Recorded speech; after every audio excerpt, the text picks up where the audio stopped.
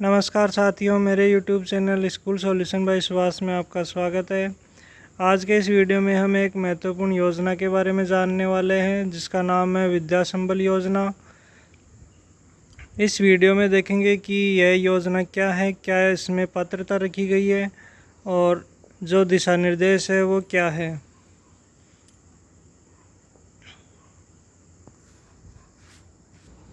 इसी प्रकार की महत्वपूर्ण जानकारियों से अपडेट रहने के लिए या महत्वपूर्ण योजनाओं से अपडेट रहने के लिए मेरे इस YouTube channel school solution bye Subhash को सब्सक्राइब करें, अधिक से अधिक शेयर करें और बेल आइकन को प्रेस करें ताकि आगे आने वाले वीडियो से का नोटिफिकेशन आपको मिलता रहे, जिसमें विद्या संबल योजना के तहत सेवानिवृत्त शिक्षकों और निजी अभ्यर्थियों। यहाँ आपको बता देता हूँ कि जो यह योजना है पूर्व में केवल सेवानिवृत्त शिक्षकों के लिए थी, लेकिन आज के इस आदेश में संशोधन करके सेवानिवृत्त शिक्षकों के साथ साथ जो निजी अभ्यर्थी है उनको भी शामिल कर लिया गया है। अर्थात जो बेरोजगार साथी शिक्षक भर्तियों की तैयारी कर रहे हैं, बीएड धारी है, वो भी इस योजना के लिए पात्र होंगे। तो यहाँ पे यह सबसे इम्पोर्टेंट बदलाव किया गया है जिसमें निजी अभ्यर्थियों को भी शामिल किया जा सकेगा। इस प्रकार से यह योजना राजकीय उच्च माध्यमिक विद्यालय, राजकीय बालिका उच्च माध्यमिक विद्यालय समस्त में विद्या संबल योजना के अंतर्गत निजी अभ्यर्थियों एवं सेवानिवृत्त शिक्षकों को गेस्ट फैकल्टी के रूप में लगाया जाना है। इस प्रकार से इस आदेश में पदवार न्यूनतम वांछित योग्यता दे रखी है। क्या क्या न्यूनतम योग्यता है, जिसमें व्याख्याता, वरिष्ठ अध्यापक, अंग्रेजी, हिंदी, गणित, तृतीय भाषा, वरिष्ठ अध्यापक सामाजिक विज्ञान। यहाँ जो पॉइंट नंबर 5 है यहाँ तक है। इसमें केवल जो वरिष्ठ अध्यापक है और जो व्याख्याता है वो तो केवल रिटायर्ड कर्मचारी ही लगेंगे, अर्थात जो वरिष्ठ अध्यापक की पोस्ट से या व्याख्याता की पोस्ट से रिटायर हुए हैं वो ही इनमें पात्र होंगे। लेकिन जो बिंदु संख्या 6 और 7, 8 ये है, इनमें जो पोस्ट है उन पर जो सेवानिवृत्त शिक्षक है उनके साथ साथ जो निजी अभ्यर्थी है वो भी आवेदन के लिए पात्र होंगे। इसमें है अध्यापक लेवल 2 अंग्रेजी गणित, न्यूनतम 50% अंकों सहित गणित अंग्रेजी संबंधित पद हेतु वैकल्पिक विषय के साथ स्नातक, ये इसकी योग्यता है। और आगे दे रखा है बीएड एवं न्यूनतम अंकों के साथ रीट लेवल 2 उत्तीर्ण जिसकी वैधता अवधि समाप्त नहीं की गई हो। यहाँ पर यह पॉइंट ऐड किया गया है कि जो निजी अभ्यर्थी है वो बीएड धारी होना चाहिए और साथ के साथ न्यूनतम अंकों के साथ रीट लेवल 2 यानी कि रीट लेवल जो 2 है उसकी परीक्षा उत्तीर्ण की हुई होनी चाहिए, जिसकी वैधता अवधि समाप्त नहीं की गई हो। इसी के साथ में अध्यापक लेवल 1 की बात करें तो इसमें योग्यता रखी गई है 50% अंकों सहित उच्च माध्यमिक विद्यालय समकक्ष परीक्षा उत्तीर्ण। इसी के साथ डीएलएड एवं न्यूनतम अंकों के साथ रीट लेवल प्रथम परीक्षा उत्तीर्ण, यानी कि यहाँ जो L1 और L2 के पदों के लिए आवेदन करेंगे उनमें जो निजी अभ्यर्थी है उनके पास स्नातक भी होनी चाहिए और साथ के साथ जो रीट लेवल 1 या रीट लेवल 2 है वो उत्तीर्ण की हुई होनी ज़रूरी है। बिंदु संख्या 8 शारीरिक शिक्षा अध्यापक, किसी मान्यता प्राप्त बोर्ड से सीनियर सेकेंडरी अथवा समतुल्य परीक्षा।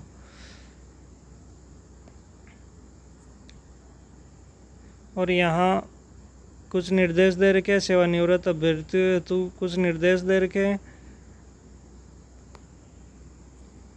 यहाँ जो नोट में दे रखा है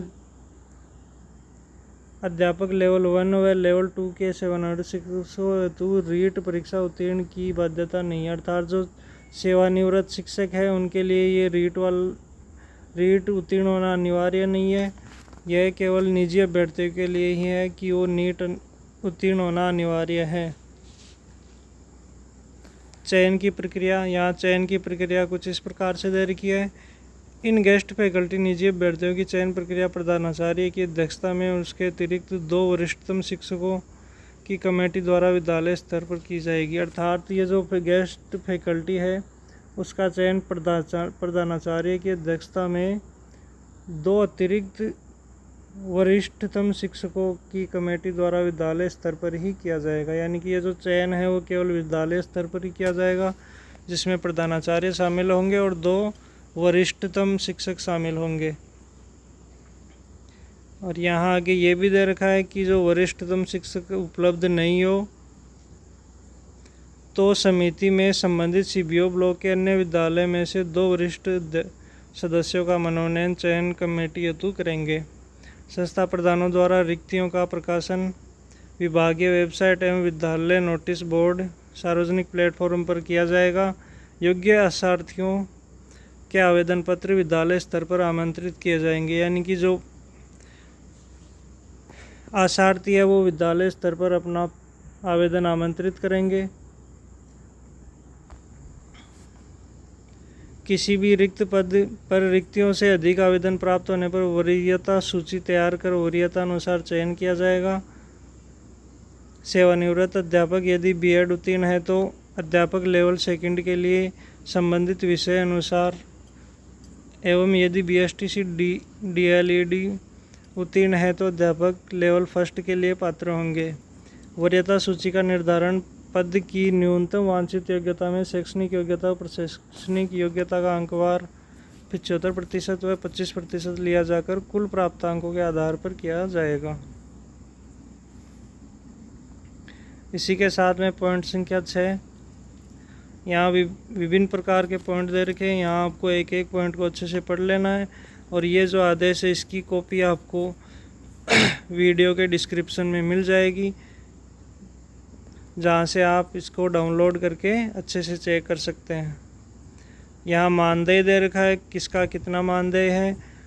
जो ग्रेड 3 है 1 से 8वीं कक्षा के लिए उनको प्रति घंटे के हिसाब से 300 रुपये और मासिक मानदेय हो जाएगा 21,000 रुपये। ऐसे ही ग्रेड 2 के लिए जो 9 से 10 में पढ़ाएंगे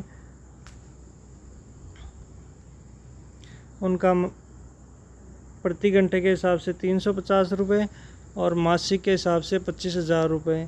ग्रेड 1 अर्थात जो व्याख्याता है उनके लिए 400 रुपये प्रति घंटे और 30,000 रुपये मासिक। शारीरिक शिक्षा अध्यापक के लिए 300 रुपये प्रति घंटे और 21,000 रुपये मासिक। साथ ही जो प्रयोगशाला सहायक है उनके लिए 300 रुपये प्रति घंटे और 21,000 रुपये मासिक। इस प्रकार से मानदेय निर्धारण किया गया है।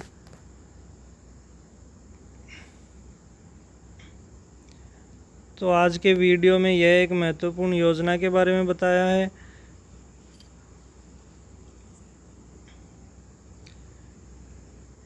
यहाँ जो राजकीय गवर्नमेंट स्कूल है उनमें गेस्ट फैकल्टी के रूप में